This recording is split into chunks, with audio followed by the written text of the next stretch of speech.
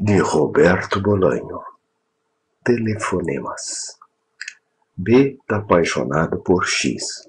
Claro, é um amor infeliz. B, em determinado momento de sua vida, se dispõe a fazer tudo por X, mais ou menos a mesma coisa que todos os amantes pensam e dizem. X termina com ele. X termina com ele por telefone. No início, claro, B sofre, mas no longo prazo, como sempre, ele se recupera. A vida, como dizem nas novelas, continua. Os anos passam. Uma noite, quando não tem nada para fazer, B consegue, após 2 telefonemas, contactar X. Nenhum dos dois é jovem, e isso fica evidente nas suas vozes, que atravessam a Espanha de uma ponta a outra. A amizade renasce e depois de alguns dias, eles decidem se reencontrar. Ambas as partes arrastam divórcios, novas doenças, frustrações. Quando B pega o trem para a cidade de X, ele ainda não está apaixonado. O primeiro dia é passado trancado na casa de X, conversando sobre suas vidas. Na verdade é X quem fala, B escuta e de vez em quando pergunta. À noite X o convida para dividir sua cama. No fundo B não tem vontade de dormir com X, mas aceita. De manhã ao acordar, B está apaixonado novamente. Mas você está apaixonado por X ou está apaixonado pela ideia de estar apaixonado? A relação é problemática e intensa. Então B cuida de X. Seu cuidado é carinhoso, diligente, mas também desajeitado. Seu cuidado imita o cuidado de um verdadeiro amante. Não demora muito para B perceber isso.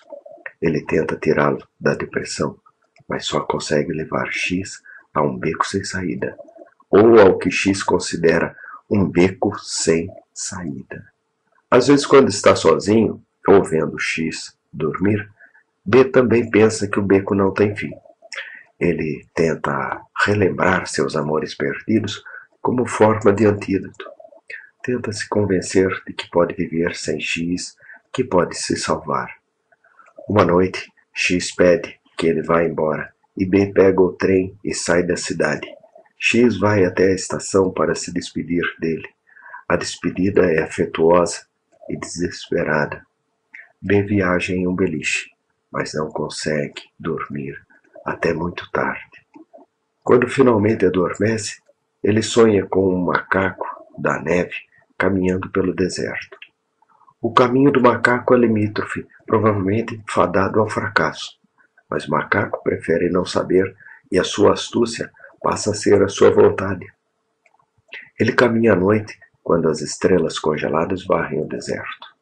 Ao acordar, já na estação de Sants, em Barcelona, B acredita que entende o significado do sonho, se é que teve algum, e pode voltar para casa com o mínimo de conforto. Naquela noite ele liga para X e conta o sonho. X não diz nada. No dia seguinte ele liga para X novamente. A atitude de X é cada vez mais fria, como se a cada chamada B estivesse se afastando no tempo. Estou desaparecendo, pensa B. Ele está me apagando e sabe o que está fazendo. E por que está fazendo isso? Uma noite, B ameaça X para pegar o trem e aparecer em sua casa no dia seguinte. Nem pense nisso, diz X. Já vou, diz B. Não aguento mais esses telefonemas. Quero ver a sua cara quando falar com você. Não vou abrir a porta para você, diz X. Depois desliga. B não entende nada. Durante muito tempo ele pensa em como é possível um ser humano ir de um extremo ao outro em seus sentimentos, em seus desejos. Então ele fica bêbado ou busca consolo em um livro. Os dias passam. Uma noite, meio ano depois, B liga para X. X demora um pouco para reconhecer sua voz. Ah, é você, ele diz. A frieza de X é daquelas que deixa os cabelos em pé. B percebe, porém, que X quer lhe dizer algo. Ele me escuta como se o tempo não tivesse passado. Pensa, como se tivéssemos conversado ontem. Como vai você? diz B. Diga-me uma coisa, diz B. X atende em monossílabos e depois de um tempo desliga. Perplexo, B disca novamente o número de X. Quando atende, porém, B prefere ficar em silêncio. Do outro lado, a voz de X diz: Bom, quem é?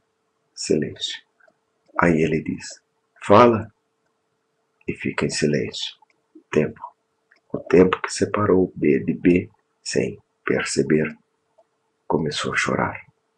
Ele sabe que X sabe que é ele quem está ligando. Então, silenciosamente, ele desliga. Até esse ponto, a história é vulgar. Lamentável, mas vulgar. B entende que nunca mais deveria telefonar para X. Um dia alguém bate na porta e A e Z aparecem. Eles são policiais. Querem interrogá-lo. B pergunta o motivo. A está relutante em dar a ele. Z, depois de um desvio desajeitado, conta a ele. Há 3 dias, do outro lado da Espanha, alguém assassinou X. A princípio, B desmaia. Depois percebe que é um dos suspeitos e o seu instinto de sobrevivência leva-o a ficar em guarda. A polícia pergunta cerca de 2 dias em particular. B não se lembra do que fez, de quem viu naqueles dias. Ele sabe, como não saberia, que não se mudou de Barcelona, que na verdade não se mudou do seu bairro e da sua casa, mas não o pode provar. A polícia o leva embora. B passa a noite na delegacia. Em determinado momento do interrogatório, ele acredita que será transferido para a cidade de X, e a possibilidade, estranhamente, parece seduzi-lo, mas no final isso não acontece. Eles tiram suas impressões digitais e pedem permissão para fazer um exame de sangue. B aceita. Na manhã seguinte, eles o deixaram ir para casa. Oficialmente, B não foi detido, apenas colaborou com a polícia na resolução de um homicídio. Ao chegar em casa, B deita-se na cama e adormece imediatamente. Ele sonha com o deserto, sonha com o rosto de X. Pouco antes de acordar, entende que ambos são iguais. Não é preciso muito para ele inferir que está perdido no deserto. À noite coloca algumas roupas numa mala e vai até a estação, onde apanha um comboio para a cidade de X. Durante a viagem, que dura a noite toda, de um extremo ao outro da Espanha, não consegue dormir e passa seu tempo pensando em tudo que ele poderia ter feito e não fez, em tudo que ele poderia ter dado a X e não deu. Pensa também, se eu estivesse morto, X não faria essa viagem, ao contrário. E pensa, é justamente por isso que eu sou eu que estou vivo. Durante a viagem, sem dormir, ele vê X pela primeira vez em sua verdade, estatura, volta a sentir amor por X e se despreza, quase com relutância, pela última vez. Ao chegar bem cedo, vai direto para a casa do irmão de X.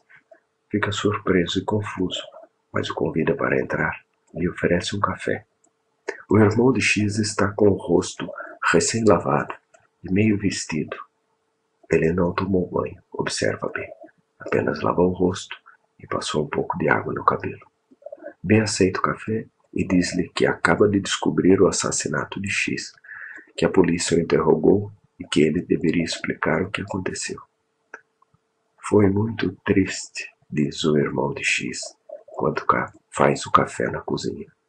Mas não vejo o que você tem a ver com tudo isso. A polícia pensa que posso ser o assassino, diz o irmão de B. X rindo. Você sempre teve azar, ele diz. É estranho que ele me diga isso, pensa B, quando sou justamente eu quem está vivo. Mas ele também agradece por não questionar sua inocência.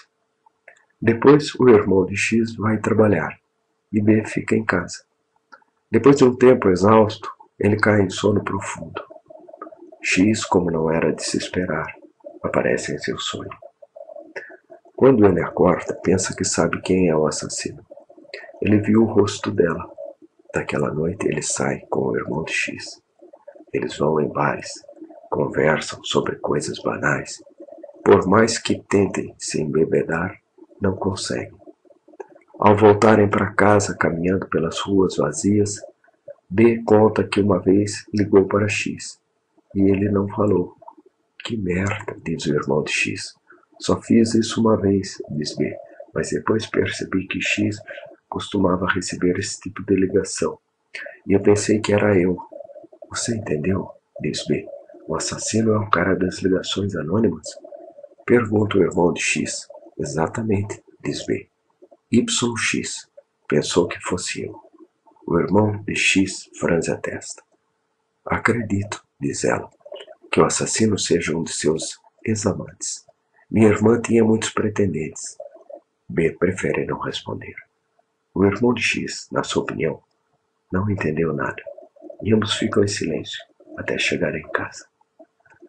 No elevador, B sente vontade de vomitar. Ele diz: Vou vomitar. Espere, diz o irmão de X. Então eles caminham rapidamente pelo corredor. O irmão de X abre a porta e B entra correndo em busca do banheiro. Mas quando chega lá, não sente mais vontade de vomitar. Ele está suando, seu estômago dói, mas não consegue vomitar. O vaso sanitário com a tampa levantada parece uma boca cheia de gengivas rindo dele. Ou rindo de alguém, em qualquer caso. Depois de lavar o rosto, ele se olha no espelho. Seu rosto está branco como uma folha de papel. O resto da noite, ele mal consegue dormir e passa tentando ler e ouvindo o ronco do irmão de X. No dia seguinte, eles se despedem e B volta para Barcelona. Nunca mais visitarei essa cidade, pensa ele, porque X não está mais aqui. Uma semana depois, o irmão de X liga para ele para avisar que a polícia prendeu o assassino. O cara incomodou X, diz o irmão, com ligações anônimas. B não responde. O antigo amante, diz o irmão de X. Fico feliz em saber, diz B. Obrigado por me ligar. Então o irmão de X desliga e B fica sozinho.